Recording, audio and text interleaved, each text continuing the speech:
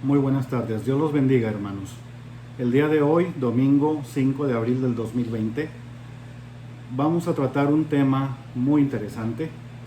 Este tema está basado en el Evangelio de Marcos, capítulo 13, versículos 32 y 33. Marcos 13, 32, 33. En Marcos 13, 32, 33 dice: Pero de aquel día y de la hora nadie sabe, ni aun los ángeles que están en el cielo, ni el Hijo, sino el Padre. Mirad, velad y orad, porque no sabéis cuándo será el tiempo. Gracias te damos, Señor, por esta oportunidad de compartir este mensaje. Aquí estamos hablando de ese día en el cual el juicio de Dios se habrá de manifestar. En toda la Biblia hay diferentes partes donde se menciona esto. En el Antiguo Testamento, por ejemplo, se menciona como el día de Jehová o el día del Señor, el día terrible. Es un día en el que se espera angustia, aflicción para las personas que pues no siguieron los mandamientos del Señor, que no siguieron la ley de Dios. Así que vamos a ver un poco este tema y sobre todo la instrucción que nos da el Señor en este pasaje de Marcos 13, 32, 33. Pero para entonces vamos a irnos primero a Joel capítulo 1, versículo 15. En Joel 1:15 es uno de los versículos en el que se menciona este día. Dice así: Ay del día, porque cercano está el día de Jehová, y vendrá como destrucción por el Todopoderoso. Y más adelante, ahí mismo en Joel capítulo 2, versículo 11 dice: Y Jehová dará su orden delante de su ejército, porque muy grande es su campamento, fuerte es el que ejecuta su orden, porque grande es el día de Jehová y muy terrible. ¿Quién podrá soportarlo? Y el versículo 12 dice: Por eso pues, ahora, dice Jehová, convertíos a mí con todo vuestro corazón, con ayuno y lloro y lamento. ¿Se dan cuenta, hermanos? Aquí se habla de aflicción, aquí se habla de que no va a ser una cosa tan fácil, pero sí exige el Señor que nos convirtamos hacia Él. Más adelante en el Nuevo Testamento, en el Evangelio de Mateo, capítulo 25, también se menciona esto. En Mateo 25:13 dice: Velad pues, porque no sabéis el día ni la hora en que el Hijo del Hombre ha de venir. También está profetizado, también está establecido en Mateo capítulo 25, versículo 3. Y pues hay muchos más, varios versículos más que vamos a irlos viendo despacio, pero a lo que vamos a centrarnos hoy en el tema, vamos a tener que reflexionar en lo que está estableciéndose aquí como una necesidad para nosotros los creyentes. Nosotros nunca sabemos cuándo llegará el momento de partir de este mundo, por ejemplo. Hay muchas cosas que no sabemos, entre ellas esta. Vemos, por ejemplo, ancianos, personas que ya son mayores, que pierden la vida, que después de los 80, 90 años, incluso algunos más, pierden la vida, y cuando eso sucede decimos: esta persona pues ya cumplió su misión, ya dio su paso por este mundo de acuerdo a lo que Dios estableció para él o ella. Sin embargo, ¿qué pasa cuando vemos niños de 6 años que mueren? Cuando vemos una madre de 22 años que murió al dar a luz a su hijo, o un hombre de 50 y tantos años que se siente que está en la plenitud de su vida, pero realmente de pronto por alguna situación la pierde. Y pues ahí, ¿qué decimos? ¿Sí? Ahí incluso estamos tentados a cuestionar al Señor. Hemos llegado a preguntar: ¿por qué, Señor? Sobre todo si es una persona allegada a nosotros. Decimos: ¿por qué ocurre esto? ¿Por qué pasa esto? ¿Por qué lo permite, Señor? Pero en realidad no debemos cuestionar a un Dios soberano como el que tenemos. Su voluntad es perfecta y Él tuvo un propósito para esa persona por su paso por este mundo. Aún esos pocos años o días o meses que la persona pasó por este transitar, por este caminar, se cumplió un propósito de Dios específico para esa persona, tal y como sucede con cada uno de nosotros. Ese propósito definitivamente se cumple a cabalidad, de acuerdo a lo que Dios ha establecido en su plan perfecto. Muy bien. Muchas veces cuando vemos perder un ser querido o una persona, aunque no la conozcamos, pero tomamos en cuenta no solamente el hecho de que partió, sino cuando ocurre ese evento, nos ponemos a pensar y a recordar en sus obras, en lo que hizo, lo que aportó, lo que legó a su sociedad, a su comunidad, a su familia. Hablamos de sus frutos, hablamos también de su sufrimiento, de su abnegación posiblemente, de lo abnegado que fue esa persona. También hablamos de su entrega, su amor, pero sobre todo de su fe. Tenemos que tomar en cuenta su fe. Nosotros como creyentes, como cristianos, pues realmente el primer filtro para nosotros viene siendo ese. Estamos estableciendo nosotros una relación, una comparación, sin querer tal vez, pero queremos ver cómo estuvo, cómo fue la fe de esa persona en términos de su creer en Cristo, de seguir a Cristo, de aprender de Cristo y de conocer a Dios. Así que eso también forma parte de lo que nosotros nos cuestionamos. Así que sin afán de juzgar, lo más importante de estas cosas que presenciamos y sufrimos en carne propia muchas veces es lo que Dios nos manda a hacer. Y son tres instrucciones: que miremos, que velemos y que oremos. Son tres cosas: mirad, velad y orad. ¿Sí? Hay que estar pendientes. Vamos a ver el primer término, que es mirar. Para esto vamos a Efesios capítulo 5, versículos 14 al 16. En Efesios capítulo 5, versículos 14 al 16, encontramos que dice: despiértate, tú que duermes, y levántate de los muertos, y te alumbrará Cristo. Mirad pues con diligencia cómo andéis, no como necios, sino como sabios. Aquí lo que nos quiere decir el apóstol Pablo en esta carta a los Efesios, principalmente, es que no solamente nos referimos, cuando decimos mirar, a el percibir lo que está delante de nosotros y lo que está a nuestro alrededor inmediato. No se trata nada más de lo que percibimos con nuestros ojos naturales. También se trata de enfocar la atención en algo que el Señor quiere que veamos, en particular algo que sobresalga, algo que a Él le interesa que nosotros atendamos. Es como, por ejemplo, alguien pasa y te dice mira, y tú volteas porque la persona te está llamando la atención. Así vamos a considerar que el Señor lo hace con nosotros. Nos llama la atención a ciertas cosas para que pongamos atención en ellas, para que las meditemos, sobre todo en lo que se refiere a nuestra propia conducta. El Señor quiere que nosotros meditemos en nuestras acciones, en todo lo que hacemos como reacciones en nuestro día con día. A veces nos preguntamos al terminar el día, ¿cómo estuvo este día para nosotros? A veces nos ponemos a preguntarnos cosas como, ¿habré ofendido a esta persona? ¿O le di todo lo que necesitaba? ¿O tal vez me habló mi esposa y yo no le puse atención? ¿O tal vez se me olvidó lo que ella me dijo? Ese tipo de situaciones es necesario que las meditemos, hermanos, sobre todo al final del día, porque eso nos permite establecer la atención en lo que Dios quiere. Muy bien, el segundo término es velad.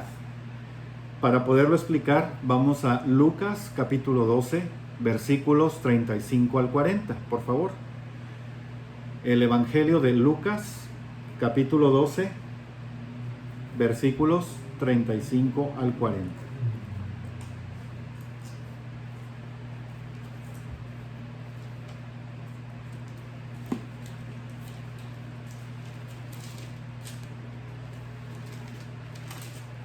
En Lucas 12, versículos 35 al 40 dice: estén ceñidos vuestros lomos y vuestras lámparas encendidas, y vosotros sed semejantes a hombres que aguardan a que su señor regrese de las bodas, porque cuando llegue y llame, le abran enseguida. Bienaventurados aquellos siervos a los cuales su señor, cuando venga, halle velando.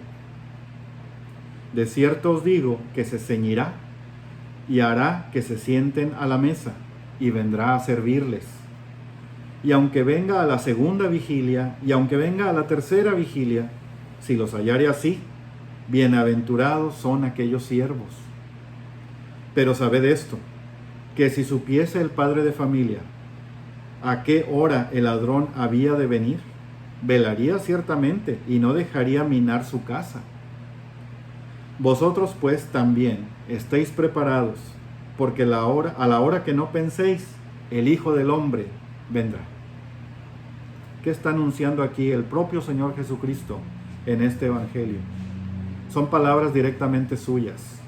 Él está comparando la venida, su segunda venida, la está comparando con un señor que va a regresar de una actividad fuera de donde es su dominio, su lugar, pero dejó siervos encargados, y los siervos tienen que estar velando, tienen que estar vigilantes, tienen que estar pendientes de para cuando llegue el Señor abran la puerta. Y aquí se establece una recompensa que los siervos recibirán ciertamente por haber hecho como se les mandó, y el establecer ese interés por agradarle a su Señor. Eso es muy, muy importante. Pues bien, velad significa estar vigilantes, estar alertas, ver a todos lados por si ocurre algo inesperado a nuestro alrededor. Cuando velamos, estamos asumiendo que lo estamos haciendo de noche. Estamos privándonos de nuestro propio sueño, de nuestro propio descanso, por cuidar a otros o por cuidar el sueño de otros. Y esto pues se aplica directamente cuando tenemos familia, ¿verdad? Nosotros como jefes de familia tenemos esa obligación de velar por nuestra esposa y nuestros hijos. Eso es uno de los mejores ejemplos para velar. Pero también se refiere a nosotros como iglesia.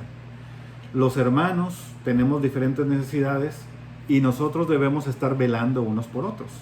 Eso es parte de la convivencia verdadera en amor que tenemos los que creemos en Cristo, porque también es algo que dispuso Él de esa manera.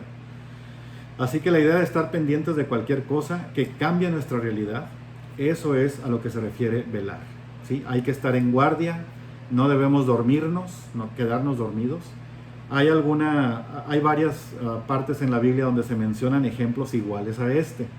Incluso hay una parte donde los discípulos acompañan al Señor, ya casi para terminar su ministerio, y Él les pide que velen mientras Él se aleja a orar, y resulta que se quedan dormidos. Así que no están cumpliendo el deseo del Señor, están dormidos. ¿Qué habrá sentido el Señor cuando regresó de orar, cuando Él ya sabía que su hora llegaba, y ve que sus discípulos, los más cercanos, los que más lo apoyaban, los que más lo amaban, están dormidos? ¿Qué creen ustedes que habrá sentido? ¿Sí? Muy buena pregunta. Así que nadie sabe el día ni la hora. Por eso hay que vigilar que no nos gane el sueño. Y entonces permitamos que venga el enemigo a la casa mientras estemos dormidos, que sería desastroso, ¿verdad? Muy bien. El siguiente término es orar. Y para esto vamos a 1 de Tesalonicenses 5:17. En 1 de Tesalonicenses 5:17, el versículo es muy corto, pero encierra tantas cosas. El versículo dice, orad sin cesar. Orad sin cesar. Quiere decir que estemos orando a Dios a cada momento, cada instante, cada que te acuerdes, en la mañana, en la noche, en la tarde, cuando comes, cuando no comes. Debes estar orando con el Señor, orándole al Señor. La oración se toma como platicar con Dios, como hablarle a Dios. Sabiendo que Él está con nosotros, si tú le hablas, estás seguro de que Él te va a oír, de que Él te va a escuchar. Pero la oración no tiene que ir solamente en un solo sentido. Cuando hablábamos en otras presentaciones sobre orar, hablábamos de orar en el Espíritu. Y esto se refiere explícitamente a que estemos orando con la Biblia abierta y al mismo tiempo que leemos, estamos orando Y esto tiene una característica importante, de que cuando estamos leyendo, estamos escuchando la palabra de Dios, la respuesta que Dios nos da en el mismo proceso de la oración que estamos estableciendo con Él. Eso es lo más hermoso, lo más maravilloso. Cuando oramos, estamos no solamente diciéndole al Señor nuestras inquietudes, que dicho sea de paso, Él ya las conoce, pero lo importante es que tú reconozcas que las tienes y también que solo Él te puede ayudar a satisfacer cualquier necesidad que tengas. Así que esa oración es a la que se refiere este versículo. También estamos recurriendo a Él por su intervención y su protección. Estamos aquí conscientes de relacionar nuestra oración con el tema de que Él va a venir otra vez y de que va a aplicar un juicio a nosotros y a toda la humanidad. Hay gente que, aún habiendo escuchado de Él, no quiere, simplemente decide no creer en Él, no seguirle a Él. Y desgraciadamente Él es el único camino al Padre. Así que quien no confía en Jesús, quien no tiene fe en Él, simplemente se está perdiendo la gran oportunidad de salvarse de este mundo de pecado y de la muerte eterna de la que habla más adelante el libro de Apocalipsis. Muy bien, en 1 Tesalonicenses 5:17 se habla de orar sin cesar, ya lo vimos, pero también vamos a orar por discernimiento para comprender los tiempos que vivimos y para conocer la voluntad de Dios y su propósito en nosotros. Vamos a tomar como ejemplo algunas preguntas que nos podríamos hacer cuando oramos de esta manera. Una pregunta podría ser, ¿vamos a vigilar para que nosotros y nuestra familia no se vean afectados por lo que está ocurriendo allá afuera en estos momentos? ¿O estamos orando por discernimiento para saber si podemos ir a acudir a ayudar a hermanos que están ahorita en necesidad, aún a costa de exponernos a lo que está pasando allá afuera? ¿O si acaso nos corresponde trabajar en forma aislada por el bien de nuestros hermanos en la fe? ¿O estamos preguntándonos si es momento ahora para tomar acción, para que nuestra familia esté protegida, para que nuestros hermanos en la fe estén protegidos y dispuestos a hacer su parte en el plan de Dios? ¿O puede ser una combinación de todas estas preguntas? Realmente solo el discernimiento que Dios da nos permite responder estas preguntas.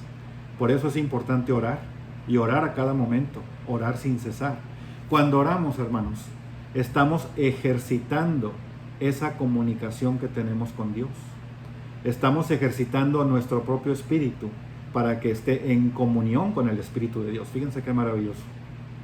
¿Sí? Muy bien, estemos conscientes, hermanos, de que cualquiera que sea el propósito de Dios en nosotros, debemos mirar, velar y orar en todo momento para no ser víctimas de las circunstancias adversas, sino para que el fruto que Dios quiere que demos lo estemos mostrando, lo estemos dando de gracia, porque nosotros lo hemos recibido de gracia, como se establece en Mateo 10:8. Que demos de gracia lo que hemos recibido de gracia. ¿Qué quiere decir esto? Quiere decir que demos lo que nosotros hemos recibido sin haber pagado precio alguno por ello. ¿Sí? A eso se refiere.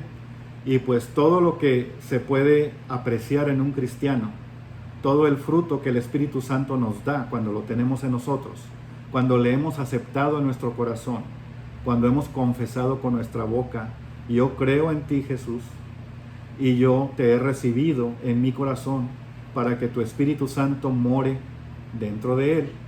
Entonces se va a ver reflejado en todo nuestro diario vivir, en nuestra conducta.